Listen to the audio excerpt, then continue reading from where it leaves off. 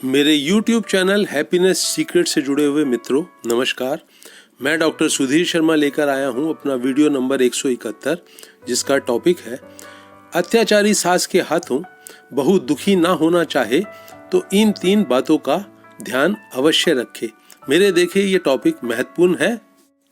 हमारे देश में तो कम से कम ये सास बहू का रिश्ता बड़ा पेचीदा है, बड़ा उलझन और परेशानियों से भरा हुआ है। सबके साथ ऐसा नहीं होता, पर बहुतों के साथ यही बात है। बहू किसी भी उम्र की हो, चाहे नव विवाहिता हो, चाहे 20-25 साल से रह रही हो, अगर सास जिंदा है और उसके स्वभाव में बहू के ऊपर अत्याचार करने का अवगुण मौजूद है, तो ये रिश्ता हमेशा ही बहू के लिए तकलीफ, चिंता, परेशानी, दुख, आंसुओं का रिश्ता बना ही रहता है। मेरे देखे समझदार बहू वही होगी जो सास के साथ रहे भी वो सास जो अत्याचारी है, जानबूझकर, सोच समझकर, योजना बनाकर बहू को परेशान, दुखी और घर के अन्य सदस्यों से काट छांट कर अलग थलग रखना चाहती है। अगर ऐसी सास के साथ बहू को रहना ही है तो वो समझदारी से रहे। और वो जो समझदारी है बहू की, उसको ही आज मैं अपनी इस वीडियो की चर्चा का विषय बनाऊंगा और इसको 3 महत्वपूर्ण पॉइंट्स के जरिए आप लोगों से शेयर करूंगा। तो पहला पॉइंट इस सवाल के साथ आपके साथ शेयर कर रहा हूं कि आखिर सास को अपनी ही बसाई घर गृहस्थी में ये जो तनाव है, दुख है, आंसू हैं, कलह है, ऐसा माहौल बनाए रखकर मिलता क्या है।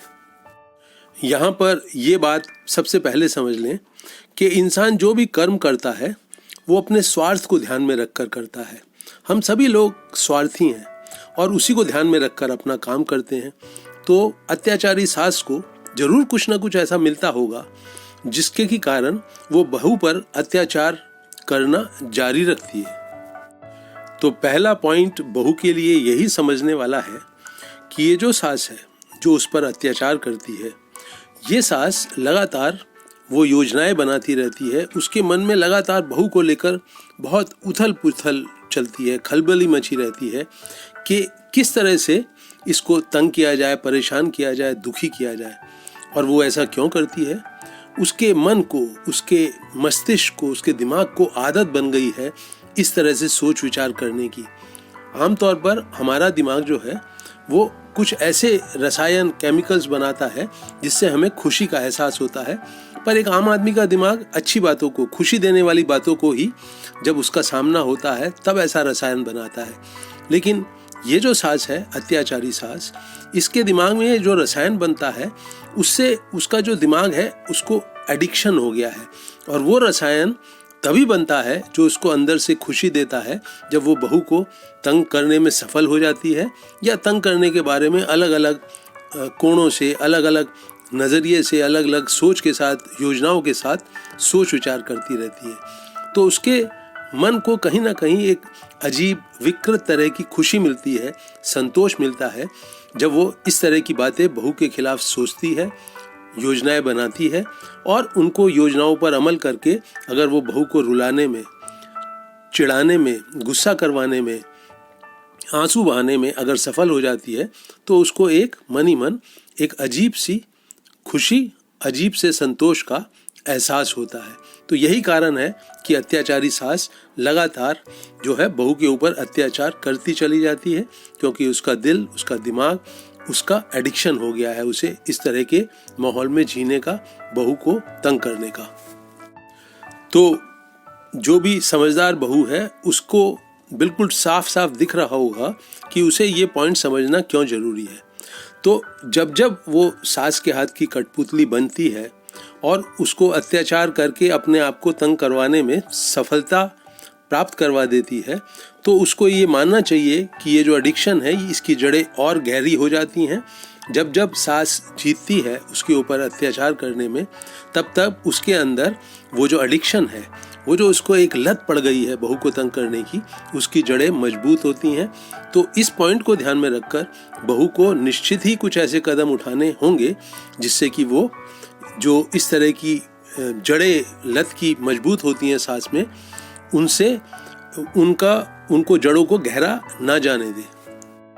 तो अत्याचारी सास के साथ उलझकर वो जो माहौल में झगड़ा होता है, गुस्सा होता है, एक दूसरे के ऊपर दोष का आदान प्रदान होता है, दोष थोपने का, लगाने का, इन सब चीज़ों में बहू की हार छिपी है। उसकी एक तरह की वीकनेस है। वो जब झगड़ा कर लेती है, सास के साथ उलझ जाती है, तो सास की जो उसको तंग करने की जड़ें हैं वो मजबूत होती हैं और बहू के जीवन में जो दुख, चिंता और तनाव है वो बढ़ता जाता है। तो इस तरह का मौका बहू को कम से कम देना चाहिए। पहले पॉइंट का यही जो है, एक समझ बहू को अपने अंदर बिठानी होगी। करना क्या होगा बहू को, इसकी चर्चा जब तीनों पॉइंट्स मैं आप लोगों के साथ शेयर कर लूँगा उसके बाद अवश्य करेंगे। अत्याचारी सास बहुत समझदार ना भी हो लेकिन चालाक बहुत होती है। उसको बहू का जो स्वभाव है उसका बहुत अच्छी तरह से उसको ज्ञान है कि बहू का स्वभाव जो है वो कैसा है। तो दूसरा पॉइंट ये आपके साथ शेयर करने का है कि बहू को किस तरह से, उसका कौन सा बटन दबाकर सास उसको तंग करने में, दुखी करने में, परेशान करने में, क्रोधित करने में सफल हो जाएगी। इसकी बहुत अच्छी समझ इस चालाक अत्याचारी सास को होती है।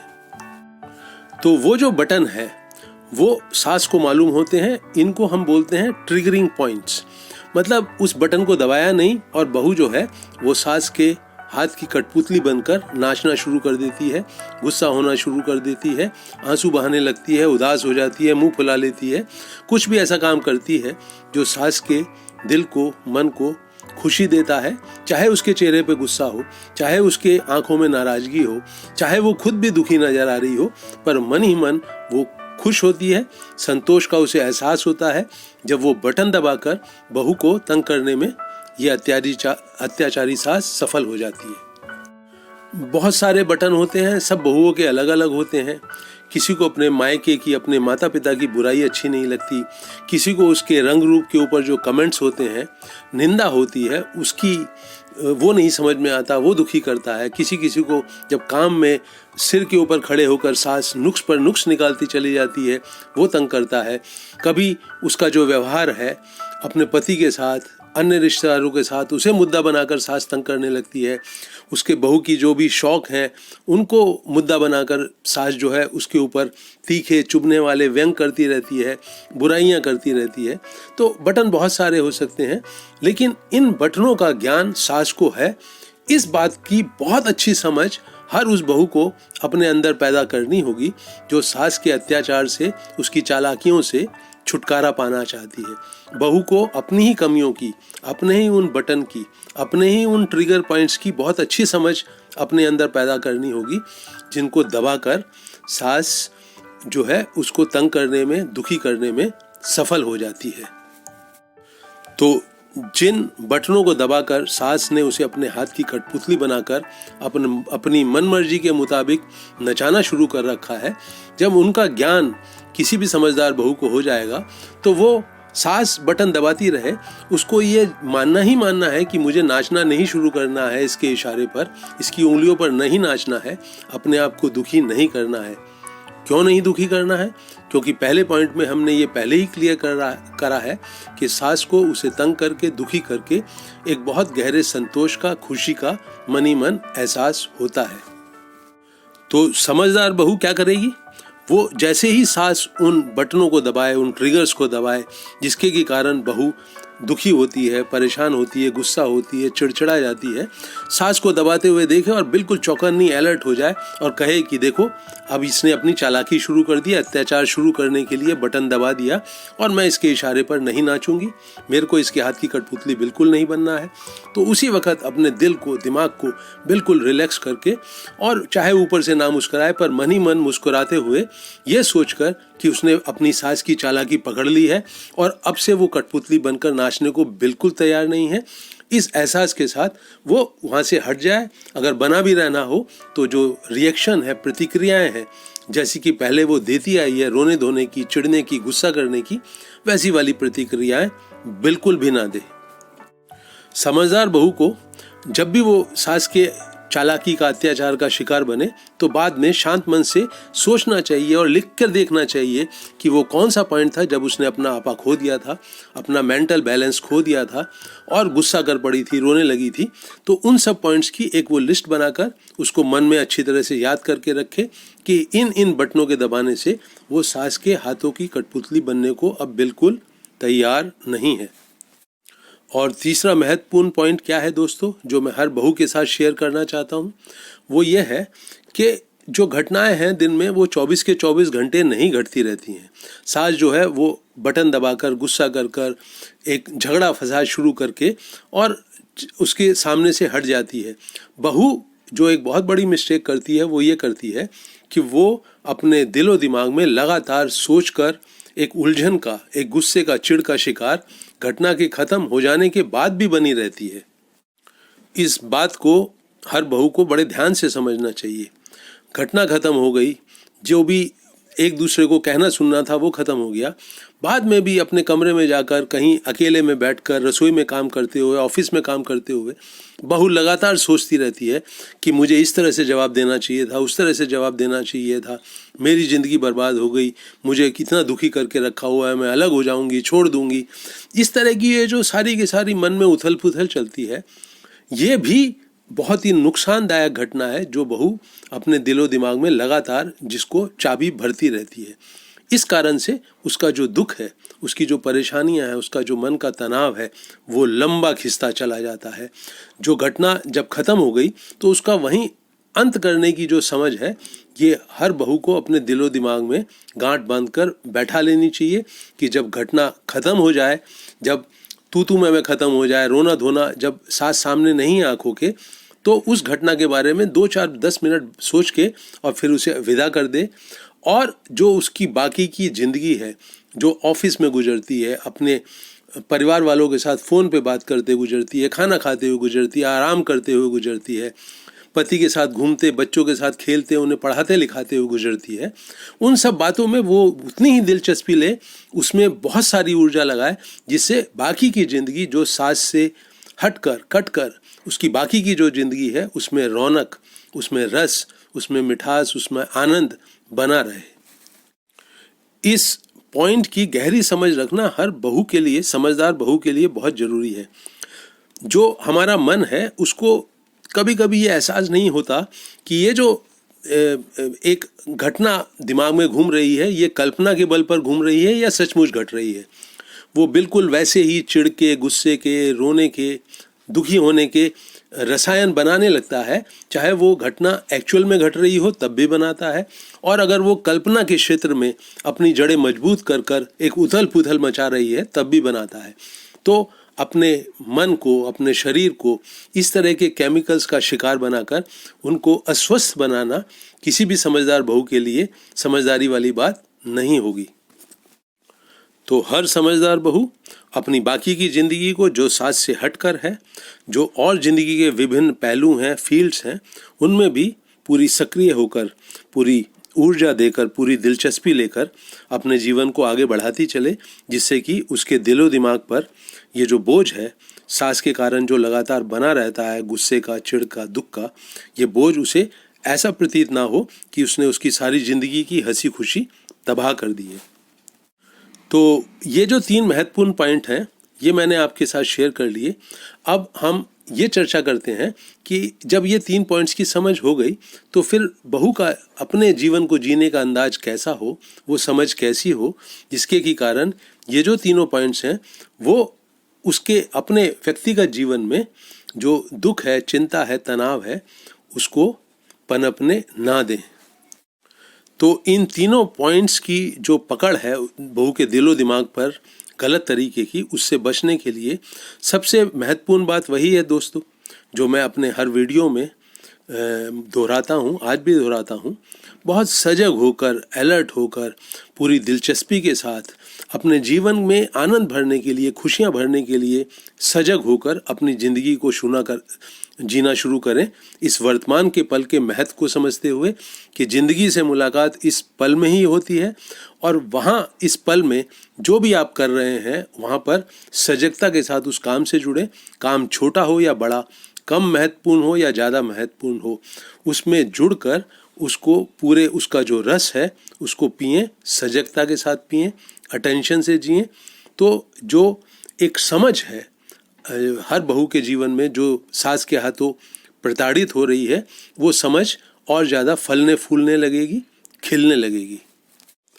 किसी भी समझदार बहू के लिए यूं सजग होकर जीना, वर्तमान के पल में जीना बहुत आसान हो जाता है जब वो अपनी जिंदगी को कीमती मानती है, अपनी खुशियों को, अपने मन की सुख शांति को कीमती मानती है और उनको बचाकर, उनको पूरे खिलने का मौका देकर जो जीना चाहती है बहू, वो जरूर ही इस नए अंदाज में, इस नई समझ के साथ जीना शुरू करेगी कि जो भी मैं कर रही हूँ उसमें पूरी तरह से इन्वॉल्व होकर, उसको पूरी एनर्जी देकर, उसको पूरी दिलचस्पी लेकर अपने हर उस काम को करूं जो मुझे पूरे दिन में करने पड़ते हैं।